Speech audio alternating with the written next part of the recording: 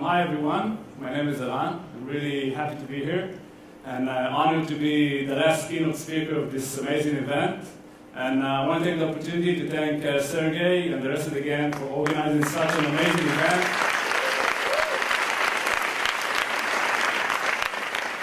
And today I'm going to talk about Boom performance.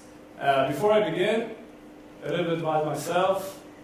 So I've been coding since ever I remember myself, since the age of 8 or 9. Currently I'm co-founder and CDO at The Pulse, and before that I co-founded and was R&D manager at Como, also known as Conduit Mobile. And this is my email, and the guy at the conference told me not to say that we're hiring, so I'm not going to say that. But this is my email, the part of the slide. So at this point, you're probably wondering what is Boom performance. So when we talk about web performance, we got fast, we got super fast, we got super duper fast, and we got boom. Should be a sound effect to that, so let's try it again. The soundman at the back. Okay. Yeah. Okay, so what is boom? Boom basically, this is how we say it in the office, boom is the time it takes to say boom, which is really fast. Try to say it, boom. Yeah, that was really fast. And if I want to put it into numbers, so we are developers here. So when you wait for something to happen on the web, and you wait for 10 seconds, you get this odd feeling that something is not working. Yeah, you wait and you wait. Okay, maybe it's not working? Okay, it works. So 10 seconds to the users, it feels like it doesn't work. And if the user presses something on your website and you wait for more than 1 second, what happens is that he has a mental context switch. He starts to think about his family, his wife, other things he needs to do.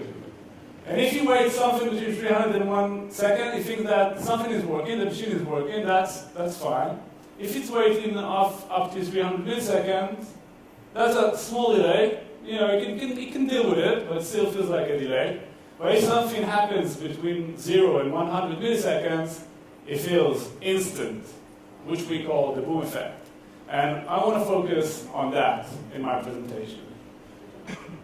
Why is boom important? Well, why am I talking about this subject? First of all, speed affects your product. And you guys should probably know this already. And trust me, you don't know that your product is slow. I mean, your users will use it, some people might complain, but deep down inside they feel that something is not working. When you achieve boom speed, people will use the product more. Let's see an example of a small company called Google. So you use Google, and you know in your mind Google is really fast. Whenever you search something on Google, you know you get the results instantly. And because it's so fast, I personally use it as a spell checker, because I can type anything and in the middle of milliseconds I'm going to get the right way to spell it. And because it's so fast, I even use it to calculate any math you want to do. It's faster to me to do it on Google rather than to open a native app and do it on my computer, because I know Google is really fast and it's already open on the tab of my computer. When you achieve boom speed, your UI will be simpler. How many times have you heard requests from users saying, oh, can you move this button to the main screen? Maybe you can add this UI. And they ask for this feature not because they think it's going to improve your product, but because your product is slow.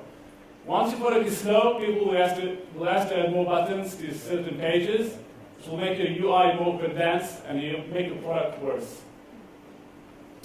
When you achieve boom performance, you create addiction to your product. If it's boom, people will use it for everything. Everything your product can do. If it's fast enough, they'll use it because it solves a pain. It does something for them. But if it's not fast enough, they're going to say, okay, it does something for me, but why are they making me use this shit? And you all know what I'm talking about. Product, I'm not going to mention in names, but stuff like Salesforce and Jira, and all this sort of stuff that you have to work with, but every time you use it, in your mind you think, oh, why is it so slow? I think the main point here is invest in speed. It's one of the best things that you can spend your time on. And always remember, when you create a new killer feature, it's going to serve 10% of your users. But if you improve the performance of your product, it's going to serve everyone that uses your product. And speed is something you guys should be in charge of, because the product guy is going to ask, oh, can you make this faster? Can you make this work faster? And don't know how to do it. You guys know what's happening on the client, what's happening on the server, and you guys can improve the performance of the product. So now we know what is boom performance and why it's important. Let's see how we can achieve boom performance. So I'll start with the basics. I'm not going to focus on that because I see you guys are pros. Most of you guys know the basic techniques. I'm just going to go through that to make sure we're all on the same page. So, we got the general checklist that we need to do: minify JavaScript and CSS, use gzip compression, optimize images, etc. Use a CDN. Obviously, if you don't use a CDN, you're in the wrong profession. Prioritize visible content, JS and CSS. Remove render blocking JavaScript, move to the bottom of the HTML, anything that prevents the page from rendering. So we all know this basic stuff. But me as a team leader, as a developer, I see people shooting themselves in the foot too often. What that means is that people use libraries such as jQuery, Zepto, Angular, Backbone. It doesn't matter how modern the technology is. If you don't understand what's going on inside the engine, you might cause yourself a performance penalty. So in this little example, you can see a certain loop going on, and I'm performing some sort of jQuery query in here. And what's happening in red, which looks pretty innocent, just one line of jQuery code. Basically what happens inside jQuery is that it goes through the entire DOM element and searching for that specific object inside the DOM. Now, if you do it for every iteration of your loop, that's going to be really slow. So, the obvious solution here is to move that outside, and that's going to improve the performance. Sometimes you can do it, sometimes you don't. But I often see people, writing code like that, not using an ID, even using a class.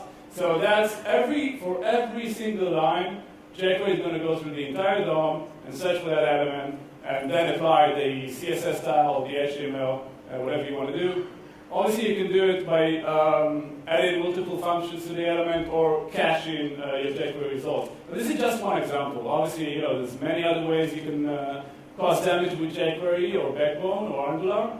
But I think my point here is that you need to understand what's going on with the library that you're using. Always make sure that your DOM is not heavy. We talked about the aspects of making your page load faster, but you also want to make sure that the user experience in your web page is good enough. I think the ground rule here is to keep 60 frames per second when the user scrolls. So try to use with caution anything that involves round corners, box shadow, opacity. We all love them, they look beautiful, but it makes the page slow. No matter how beautiful your page is, if it's slow, it's crap. Beware of binding scroll events. Scroll events are evil. Unless you must use scroll events, don't bind them. Avoid using too many elements. You guys probably know this phenomena. You guys subtried HTML, you create a div, inside you create another div, you create a span, you create an href inside, and then you need to think to yourself, why am I making so many elements? Try to minimize the amount of elements.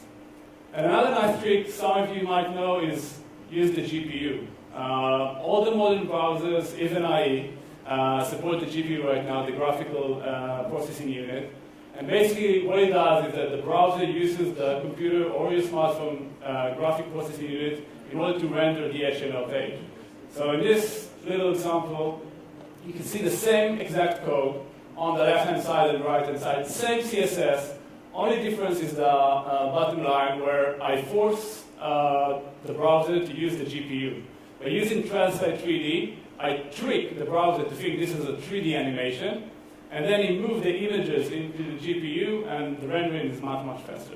So this is one way you can leverage your browser rendering mechanism if you understand it in order to achieve performance.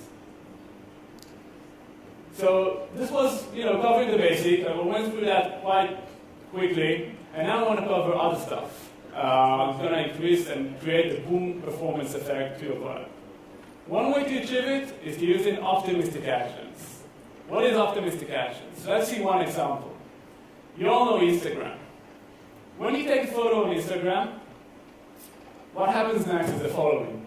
First of all, you use the filter. You select the filter that you want to do. And then you select what you want to share. Do you want to share it on Facebook or Twitter, etc.? And then you need to write down your caption, something funny or whatever you want to do. And then it appears on your Instagram feed. Now, what most of us will probably do as a developer is to start uploading the image here. I mean, we got the photo, we got the caption, we got the user preference as to how to share this image, and then we start uploading the images. But a cool thing that Instagram has done is that they started uploading the image here, because they knew that the user, it's going to take him a few seconds between the moment he took the photo and after and the time you're going to take him to fill all the details. Now, what happened was that once the user filled in all the details and all these selections, the photo appeared instantly on the Instagram feed. So the users there have a wow effect. Wow, I took this photo on mobile and it appeared in my feed in a matter of milliseconds. So obviously there's some loss in here because, some users won't finish this flow and some images will be uploaded to Instagram server without any use. But think about the user experience. Think about users that they get the result instantly. One piece of software which took this into another level is Facebook. Facebook is using a lot of optimistic actions in the web app. Whatever you do on Facebook, whether you like something, comment on something, watch and reply, is using optimistic actions. Let's see this quick video we created. So in this video, I'm going through the YGLF content page and I click on like. You see the UI changes in a matter of milliseconds, but the server is still working. Again, thread reply, server is still working, and basically what Facebook does here is to render the UI first and then go out to the server. They assume it's going to be successful. So I try to see what happens without internet. Again, going to Facebook, and you see that no internet connection. Click on like, it goes back, tries to change it to unlike, goes back to like. I try to write a comment, and basically I write a comment, and then Facebook shows me a small indication that it didn't post. So this was mind-blowing for me, because me as a developer, I used to do, create a network request, do an edit. How many people, wrote this line of code, whether it's jQuery or Backbone or Angular? I mean, we all used to write this piece of code. We go to the server, wait for success, wait for error. Usually on error, we pop up a small alert window saying something went wrong. And basically what happened in here is that we take the success part and move it up there. We assume that the server request will be successful, and instead of waiting for the server to return the success, we first render the new UI. And this gives an amazing experience to the user. It does something, and in a matter of milliseconds, the UI changes. What happens behind the scenes? He doesn't care about it. All he cares about is that his user interface changes instantly. We also try to do it in the polls. So this is our sign-up form, and we just recently changed our sign-up form and wanted it to be super fast. We didn't want to lose any users that try to sign up. So the first stage and the last stage were pretty easy. We just asked the user for information.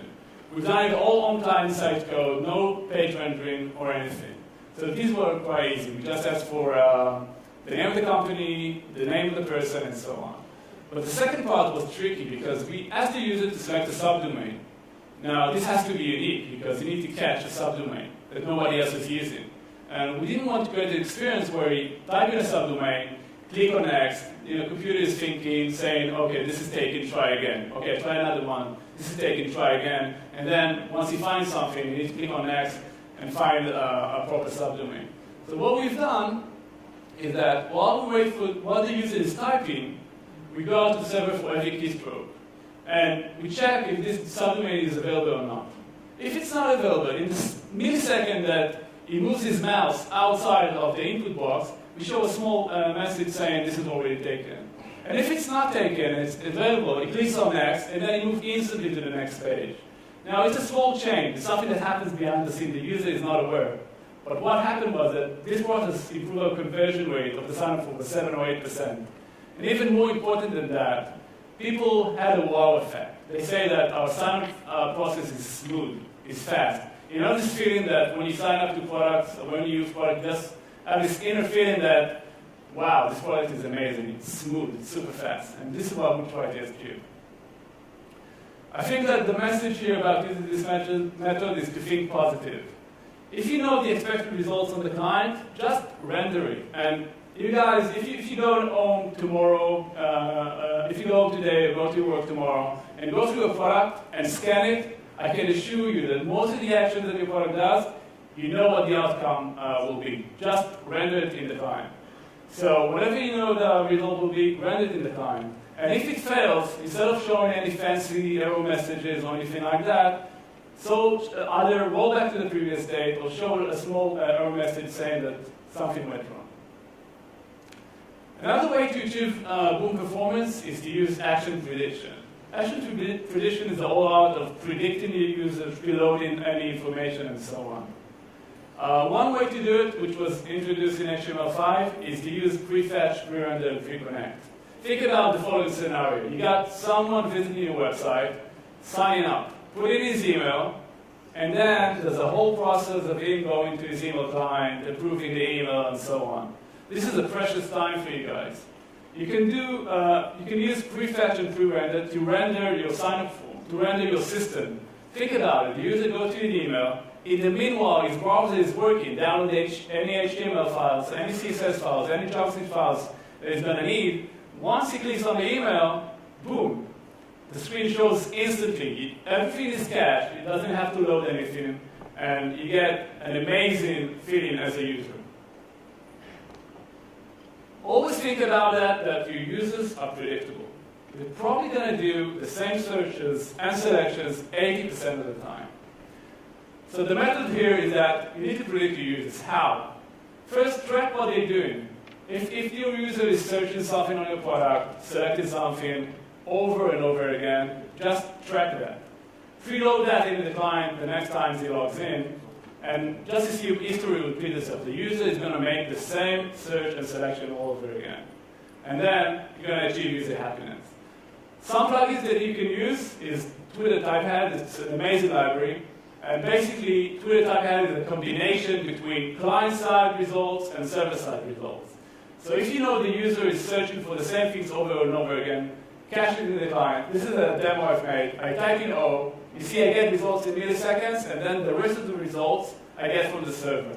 So most of the users, the first two results will be enough for them. They're going to choose them, and they're not going to wait for the server to respond. So this is an amazing way to get boom performance. So I've mentioned Typehead. Lunar is an amazing library. If you guys are using search in your product, if you're using Elasticsearch or Solar, Lunar is a client-side search engine which has most of the capabilities that Solar and Elasticsearch has. You can index most of your data into that and give instant results without going out to the server. And also remember that local storage is your friend. You can use it for draft saving instead of saving them on the server. You can use it to cache results, to cache fonts. Use that. That's other ways you can achieve performance. And I think that a wise man once told me that the fastest request is no request. I mean, no matter how you optimize your servers, if you don't make a server request, that's going to be the fastest. Another way to achieve performance is to use specific performance. Sometimes you just can't improve the performance of your servers or your client. And you can use specific performance in order to fake it. I'll show you a quick example. So this is an example of an animation that happens on the left-hand side and the right-hand side. It takes exactly the same amount of time. I think that you guys can see that the right-hand side feels much faster. For us as users, it seems like, clicking on the button, and then I see a nice animation, and the new content appears instantly. While on the left-hand side, I click on the button, I see the loading indicator going on. I know, in my mind, I'm feeling, okay, I'm waiting now, and then the new content appears. But this is one way you can use animation in order for the user to feel like his product is faster. Again, I'll use Facebook as an example. When you load Facebook, I don't know if you guys noticed, it was changed just recently, you see this nice animation where you can see placeholders for posts. So let's see that again. You can see there's an image over there. And the funny thing was that I've asked several people, and none of them noticed that Facebook is rendering this image. For them as users, it seems like Facebook is loading, it's loaded the text already, and it's just waiting for the images to load. This is an amazing effect. It feels like the website is loaded in a matter of milliseconds, and then you're just waiting for some graphics to appear. And Rotem, which is our designer, she's done a cool experiment for me. And basically, we try to see how Facebook will feel like if they use a load indicator instead of using this technique. So again, left-hand side and right-hand side, it's the same amount of time, only that instead of preloading those articles, we show a load indicator on the screen. And you must agree that the right-hand side feels much, much slower. See that again? Yeah. Okay. One cool thing that came out of my presentation is that, I've been working on it in the last several weeks, and basically, internally, we started to think about what we can do, what we can take from this presentation and implement that in our product as well. So Tara, one of our developers, he saw my slides, and basically, he then went and tried to optimize our product. So this was up until a few days ago. You can see that this is how our product looks like. It's a board. And when you click on a board, we used to have a loading indicator on the left-hand side. And then we changed it. Just a few days ago, they will show the items, which we call pulses, and show placeholders, and then just render them once we get the server response. And the results were amazing. We got our customers sending us emails saying, wow, you really improved the performance, although we didn't do anything. All we've done is render a few lines of HTML, but it just feels great, Think about it. The user clicks on the board. You already see what he knows. He doesn't see a load indicator. You see pulses. You see the colors. You see the name of the groups. This group is a great feeling for the user. So this other method to achieve perceived performance, you can use what I've mentioned is gradual UI loading. You can use all sorts of progress bars, but do me a favor, don't use progress bars that start fast and then become slow. Use progress that start slow and then becomes really fast. And use all kinds of effects on buttons. Use over effects, active effects. Lambda.js is a great library to give indication of something that's going on the server. And use animations, but use them carefully, because us as, we all love CSS. We know some stuff is really easy to do with CSS, like active effects and other effects on buttons. Some of us are overusing it. Adding too many animation, making animations too slow. That's a good way to shoot yourself in the foot as well. Use short but sweet animations for your user interface. One case study I want to share with you guys is something that happened to us, a real-life event in the Pulse. So, as I've mentioned, when we created our product initially, this is how we imagined it will look like. You develop something and then you have some kind of a use case in your mind, how it's going to work. So this is how we imagine it. It's going to have several pulses, which are the lines you can see. It's going to have 4 or 5 columns, and users going to use it and enjoy, etc., etc. And then after we launched this product, like a few weeks later, we got complaints from users saying, wow, your product is really slow. It's not working fast enough. I can't use it because it's slow. And we tested it again. It's working fine. What's going on? So we asked our users to send us any videos or screenshots of what happened to them, and we got stuff like that. Wow. So people, I won't say abuse, but use our product in ways we didn't imagine. They created hundreds of pulses. They created 15 columns. And when we tried to recreate it on our product, and we saw that, if you create so many columns, if you create so many items, that's going to be slow. So we sat down and we thought what we can do in order to improve that. So we tried several stuff. One thing we've done is to load the HTML first and then go out to the server and get the result, what you just saw. And it improved the performance a bit, but again, you still had to wait for the server. And then once you rendered the boards, it was slow to scroll. Another thing we've done is to do client page pagination. So instead of rendering the whole board, we rendered the first 20 pulses. As the user scrolled, we rendered another 20 pulses, and so on and so on. But once the user scrolled down enough, the board was really heavy and it started to be slow again. Another thing we tried is to use the GPU. Use Translate said in order to move the board to the GPU. It was a bad decision because the board was really heavy with HTML. And we got people saying, wow, my browser crashed, you crashed my Firefox, and so on. So we said, okay, not a good idea. Some computers doesn't handle this well.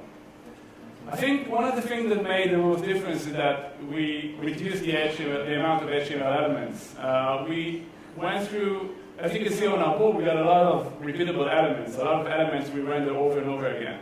And we tried to reduce the number of HTML elements to the minimum we can do. And this improved the performance, but still, I mean, we had some fancy stuff going on inside our product. It still wasn't enough. I think the thing that made the most difference is that we use gradual rendering. Basically, what we've done is that we thought, what's the minimum, like really the minimum we need in order to render the board? And then we thought about enhancing the board according to what the user does. I'll show you a video of what's really happening behind the scenes.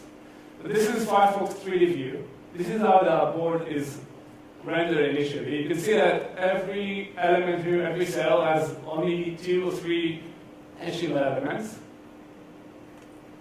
But once the users start to interact with the board, and you can see all the fancy stuff in the corner and the plus sign and so on, and there's a lot of other stuff going on, we render the rest of the HTML. So you can see in the video that we render all kind of other stuff that we need to do in the client. So think about it. We got a board with thousands of pulses, a lot of columns. Probably the user is going to interact with 5%, 2%, 10% of the board, and then we can render the fancy stuff only for the relevant places. So if I'll give you 5 takeaways you can take from this presentation and apply in your day-to-day, is that, first of all, boom performance equals user happiness. Use that. Improve the performance of the product. It's going to benefit you in ways you can't imagine. Don't skip the basic optimization stuff. I know it's boring. It's the server, guys. It's not us. But you need to do that. Use the CDN. Minify your JS and CSS stuff. And always think that unless you might wait for the server, don't wait for it. Think about features that you develop, stuff you can do in the UI. Most of the stuff you guys do, you can do on the client. And try to fetch the data just before the user needs it. Think about how you can track your users, how you can preload content to your browser just before the user needs it.